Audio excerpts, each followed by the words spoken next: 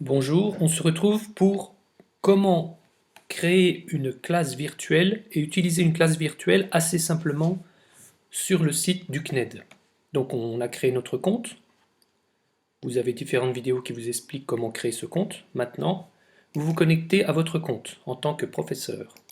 Une fois connecté, vous arrivez à la partie professeur et tout en bas, vous avez une partie visible uniquement pour les professeurs qui est la partie école classe virtuelle. C'est caché pour les élèves, mais vous y avez accès. Donc vous cliquez sur classe virtuelle. Si elle n'est pas activée, il faut l'activer. C'est ici qu'il faut créer la classe virtuelle, sur ce bouton. Vous cliquez dessus, ça va vous donner un lien, le lien modérateur, c'est-à-dire vous vous connectez vous à partir de ce lien en tant que professeur. C'est ce lien-là qu'il faut copier et coller dans un navigateur. Je vous montrerai ça. Et voici le lien en dessous à envoyer à vos élèves ou aux parents. Ce lien particulier. Il ne faut pas l'envoyer à n'importe qui, il faut l'envoyer vraiment à vos élèves. Donc ici, je sélectionne mon lien, je le copie, je le colle dans mon navigateur, je fais entrer, et je vais accéder sur ma classe virtuelle que j'ai créée précédemment. Donc on arrive sur la classe, il y a écrit « Bienvenue, vous êtes seul dans la classe, dans la salle ». Si vous cliquez ici, en bas, vous pouvez activer la vidéo. C'est pas obligatoire. Ici, vous avez l'audio. Vous pouvez activer l'audio, ce que je vous recommande, parce que vous en aurez forcément besoin. Donc là, je vais activer l'audio. Si l'audio est bien activé, vos élèves vous entendront, puisqu'en bas, le curseur bouge. L'audio est en cours. À droite, vous avez un petit onglet, un petit panneau qu'il faut déplier. Et là, tout commence. Ici, c'est la partie discussion. Vous pouvez envoyer un message aux élèves, et eux peuvent vous répondre. Avant toute chose, très important, vous avez sur l'onglet Paramètres. Vous cliquez dessus, vous descendez tout en bas, vous allez encore sur Paramètres de la session, vous dépliez Paramètres de la session, et là, il y a une chose importante. Si vous voulez entendre vos élèves, il faut cliquer sur Partager l'audio, comme ceci. Si vous voulez les voir, des fois un petit moment de récréation ou faire coucou, vous cliquez sur Partager la vidéo, mais en général, je n'utilise pas pendant les sessions. Mais surtout, n'oubliez pas de cliquer sur Publier des messages dans le chat. Si ce n'est pas cliqué, les élèves ne pourront pas vous répondre. Et ils ne verront pas, enfin vous ne verrez pas leurs réponses quand ils ont besoin de répondre par le clavier. Donc en général, pendant les sessions, je désactive l'audio, je laisse publier les messages dans le chat. Ici, je ne m'en occupe pas. Ensuite, je vais sur les petits bonhommes pour voir les personnes présentes. Évidemment, il n'y a personne, je suis tout seul, je suis le modérateur. Vu que la classe n'a pas commencé, c'est normal. Quand il y a du monde, vous les voyez arriver, chacun leur tour.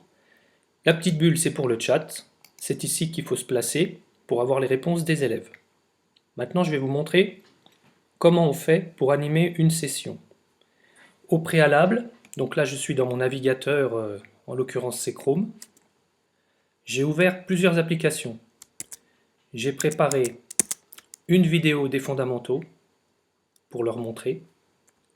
J'ai préparé un document pour compter les phrases, les lignes, les mots, genre une leçon, c'est une leçon de grammaire. Et dans Chrome, j'ai aussi préparé un onglet, tout en haut là, que j'ai pris sur internet, c'est sur le site Assistance scolaire personnalisée. C'est tout près, c'est une petite, des petits exercices sur la notion de lire et écrire les nombres de 0 à 99. C'est pour vous montrer comment utiliser ces différentes choses. Je retourne sur ma classe virtuelle, qui est toujours là. Je vais sur cet onglet, sur cette petite icône, partager du contenu. Ici, j'ai partagé un tableau vide, je m'en suis rarement servi. Partager application écran, très important. Partager des fichiers aussi, si vous voulez télécharger sur la classe virtuelle des fichiers en particulier. En général, moi, je mets souvent le programme du jour. Quelques jours auparavant, j'ai téléchargé cette affiche, je la partage. Ici, vous voyez ce que les élèves voient quand ils rentrent dans la classe virtuelle. Là, ils voient le programme que j'ai prévu pour la session. Donc, quand ils arrivent dans la session, ils peuvent déjà lire ça. Sans même parler ni discuter, on peut leur afficher quelque chose. Ça s'affiche sur leur écran, leur tablette.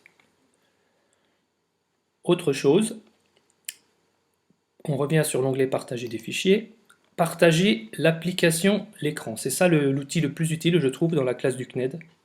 C'est ce que j'utilise le plus. Alors, imaginons, je veux leur montrer une petite leçon sur les fondamentaux. Ici, vous avez une fenêtre, partagez votre écran. Soit vous partagez l'intégralité de l'écran, tout, ou bien juste une fenêtre. Je vais choisir ma fenêtre d'application où je vois que j'avais les fondamentaux, qui est ici. Je fais partager. Voilà. Sur leur écran s'affichent les fondamentaux. Il faut penser à se mettre sur sa fenêtre ici, voilà. Là donc je suis sur ma fenêtre et derrière je vois ce que voient les élèves sur leur propre ordinateur. Je peux manipuler en même temps la vidéo, je peux la laisser défiler, écouter le son. Les projauges m'étaient assoupis. Mais là, je suis prêt. Je vais deviner le son du jour. Les élèves entendent la même chose. Ils entendent, par l'entrée micro de votre ordinateur, ils entendent ce que vous leur proposez. En général, je leur montre une petite vidéo des fondamentaux. On arrive là, par exemple, je leur dis, tiens, écrivez-moi des œufs. Alors, sur leur clavier, ils vont taper des œufs et vous allez voir ce qui arrive, c'est-à-dire si chacun a bien écrit le mot. En général, bon, ils font des fautes, donc on corrige. Pour leur montrer la correction, vous allez sur partager du contenu, partager l'application l'écran. Donc on enlève la petite vidéo. J'ai préparé une petite application de traitement de texte et je vais leur montrer la bonne écriture des œufs. Et eux voient la même chose sur l'écran. Voyez? Donc ils voient la correction en même temps qu'ils donnent la réponse. Ça c'était pour faire du texte. Pour une leçon de grammaire, même procédure, partager la fenêtre de l'application, la leçon de grammaire, là j'ai préparé quelque chose, donc pareil, ils voient la même chose sur leur écran, vous voyez, je décale ma fenêtre, ça c'est ma fenêtre, ça c'est leur fenêtre à eux. J'ai préparé quelque chose auquel ils puissent participer depuis chez eux. Donc par exemple, on lit le texte ensemble, c'est moi en général qui le lis, les migales vivent souvent dans le sol, etc. etc. Je vais assez vite pour pas que ce soit trop long, et je leur dis par exemple, combien y a-t-il de phrases dans ce petit texte? Alors eux, ils répondent sur leur clavier, je regarde leur réponse ici en bas, je les laisse tous répondre un à un, ensuite je reviens sur ma page de grammaire que j'ai préparée, et je peux leur montrer les réponses. Et bien ici il y a une phrase, parce qu'on voit un point, ici une deuxième phrase, une troisième phrase, une quatrième phrase. On peut même utiliser des choses. Voici la première phrase, je vais la surligner. Voici la deuxième, je la surligne aussi. Et ainsi de suite, on peut leur montrer des choses interactives. Et eux, ils voient très très bien, ils peuvent comprendre. C'est une leçon en direct. Bon, je ne fais pas toutes les phrases, après je leur pose une autre question. Combien y a-t-il de lignes? Alors, ils me répondent dans leur clavier, toujours pareil. Je retourne moi sur ma feuille, une fois que j'ai vu leur réponse, et je leur dis, eh bien, il y a 3 phrases. La première, la deuxième et la troisième. Bien sûr, tout ça, c'est préparé à l'avance. Il faut préparer sa petite leçon au préalable, s'entraîner chez soi, puis après, ça passe sans problème. On peut leur dire aussi, voilà, la première ligne, elle est là, la deuxième ligne, elle est là, et la troisième ligne, ici. Voilà, ça, c'était la leçon de grammaire. Maintenant, je vous montre comment partager une fenêtre du navigateur. Donc, je vais dans Onglet Chrome.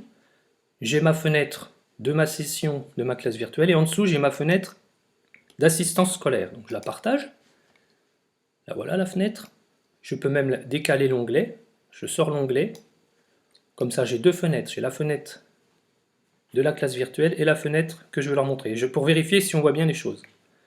Parce qu'il faut vérifier que l'enfant voit correctement l'écran. Donc si je bouge, voilà, je vais me caler vers la consigne. Voilà, j'arrête juste à la consigne. Je leur lis la consigne. Je vérifie qu'eux voient bien la consigne, parce qu'ils peuvent la lire aussi. Pour chaque nombre, indique la classe à laquelle appartient le chiffre 4, dans 124. Avant de cocher la réponse, je les laisse répondre d'abord sur le clavier, je vérifie leur réponse ici. Il faut naviguer entre les fenêtres en fait. J'attends leur réponse. Je retourne sur ma fenêtre, sur mon onglet que j'ai déplacé, qui est juste à côté. Alors dans 124, à quelle classe appartient chiffre 4? Aux unités. Après on fait un deuxième exercice, en 487, etc., etc. Après on peut valider, enfin, ça c'est la procédure du site ASP. C'est pour vous montrer ce qu'on peut partager. Là c'était la première fenêtre, la deuxième fenêtre, et là je retrouve à ma classe virtuelle. J'ai plus rien de partagé. Tout se joue ici en fait, dans partager. Soit l'application, j'utilise souvent l'application écran. Là j'ai plus rien à partager, toutes mes fenêtres sont fermées. Si je veux partager des fichiers, je peux. En général, moi je mets le programme. On peut insérer des diaporamas, des fichiers PDF, des PowerPoint, des images. Pour un PowerPoint, il faut l'intégrer ici, ajouter le fichier, on le choisit sur son disque dur et après on le présente comme tout type de PowerPoint. Mais moi je préfère utiliser des fois des vidéos, d'autres choses. Enfin, en manipulant l'outil, on trouve que c'est très très bien fait. Voilà. Tout se joue dans les paramètres, donc paramètres de la session. À la fin de la session, je leur partage l'audio, je partage la vidéo, je partage ma vidéo, et on peut tous se faire un petit coucou. Les élèves arrivent, on peut les voir, on peut leur parler brièvement, faire une petite récréation. Sachant que au-delà de 8 personnes, c'est difficile de s'entendre, c'est un brouhaha. Donc il vaut mieux couper l'audio, laisser la vidéo, et tout le monde communique par le chat. Ça oblige les élèves à taper au clavier, et je trouve que beaucoup de mes élèves ont fait des progrès depuis le début du confinement. Voilà. Au revoir.